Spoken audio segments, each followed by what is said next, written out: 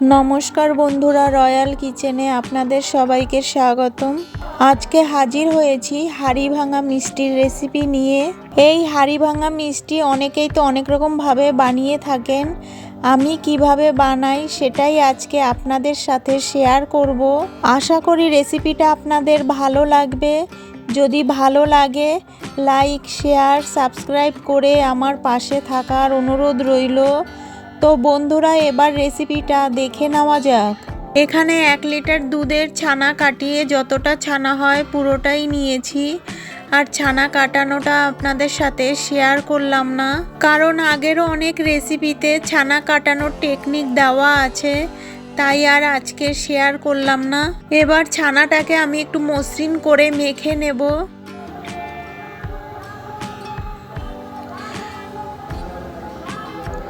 ছানাটা এইভাবে একটু ডলে ডলে মেখে নেব, এতে করে ছানার ভেতরে যে দানা দানা ভাবটা আছে সেটা আর থাকবে না।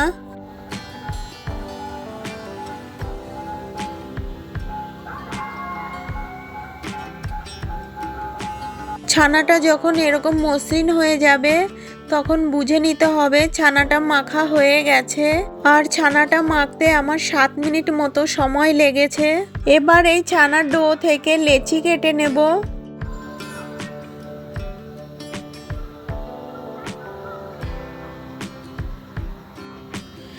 এখানে 10টা লেচি হয়েছে।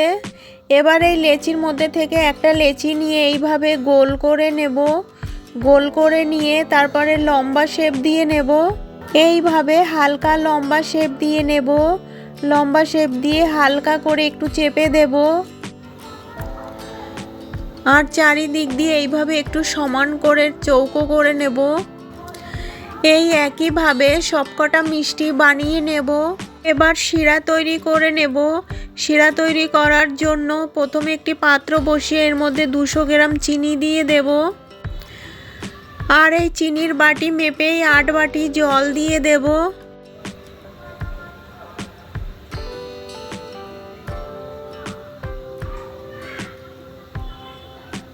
এবার অনবরত নেড়ে চিনিটা গলিয়ে নেব।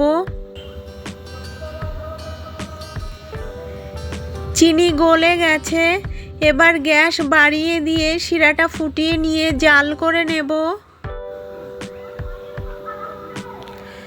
4 মিনিট মতো শিরাটা জাল করে নিয়েছি। এবার বানিয়ে রাখা মিষ্টিগুলোকে শিরার মধ্যে এক একটা করে দিয়ে দেব।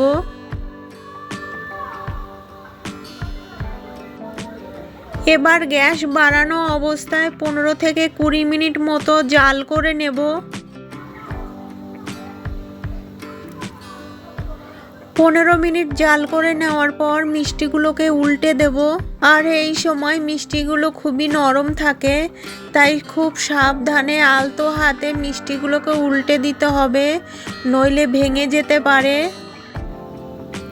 মিষ্টিগুলোকে উল্টে দিয়ে গ্যাস মিডিয়ামে রেখে আরও 15 মিনিট মতো জাল করে নেব। আরও 15 মিনিট জাল করে নেওয়ার পর এবার একটা মিষ্টি চেক করে দেখব যে ভালোভাবে সিদ্ধ হয়েছে কিনা। মিষ্টিটা নিয়ে বাটির জলের মধ্যে দিয়ে দেব। মিষ্টিটা জলের মধ্যে দিয়ে যদি মিষ্টিটা ডুবে যায় তাহলে বুঝতে হবে মিষ্টিটা ভালোভাবে সিদ্ধ হয়ে গেছে।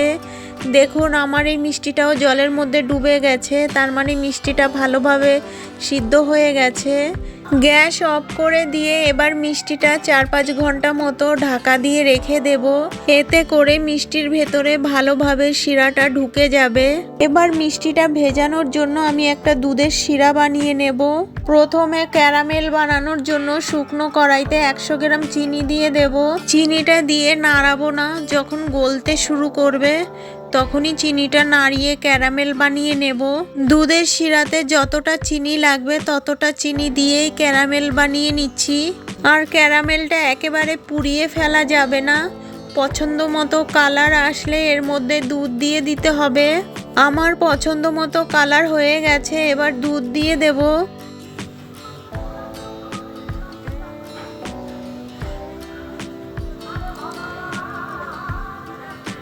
এবার অনবরত নেড়ে ক্যারামেলটা দুধের সঙ্গে ভালো করে মিশিয়ে নেব। দুধের সঙ্গে ক্যারামেলটা ভালো করে মিশিয়ে নিয়েছি। এবার জাল করে দুধটা অর্ধেক করে নেব। জাল করে দুধটা অর্ধেক করে নিয়েছি। এবার গ্যাস অফ করে দেব। আর এদিকে 5 ঘন্টা পর মিষ্টির ভেতরে শিরাটা ঢুকে কত সুন্দর মিষ্টিগুলো ফুলে গেছে। এবার এই মিষ্টিগুলো থেকে আলতো হাতে চেপে চেপে শিরাটা বার করে নেব।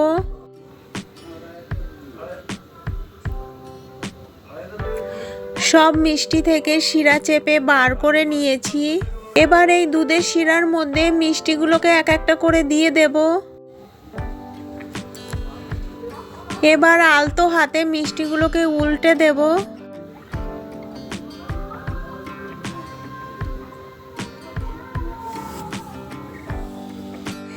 এবার ঢাকা দিয়ে সারা রাতের জন্য রেখে দেব। এতে করে মিষ্টির ভেতরে দুধের শিরাটা ভালোভাবে ঢুকে যাবে। সারা রাত রাখার পর সকালে ফিরে এসেছি। মিষ্টির ভেতরে দুধের শিরা অনেকটাই টেনে নিয়েছে। এবার মিষ্টিগুলোকে একটি প্লেটে পরিবেশন করে নেব। এখানে ঘরে বানানো খোয়া ক্ষীর নিয়েছি। এবার এই খোয়া ক্ষীরটা আমি গ্রেটার দিয়ে গ্রেট করে নেব।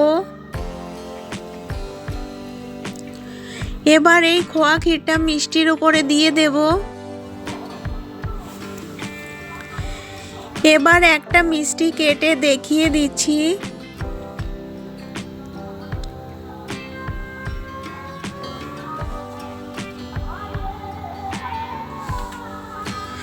দেখুন মিষ্টির ভেতরটা কত সুন্দর হয়েছে।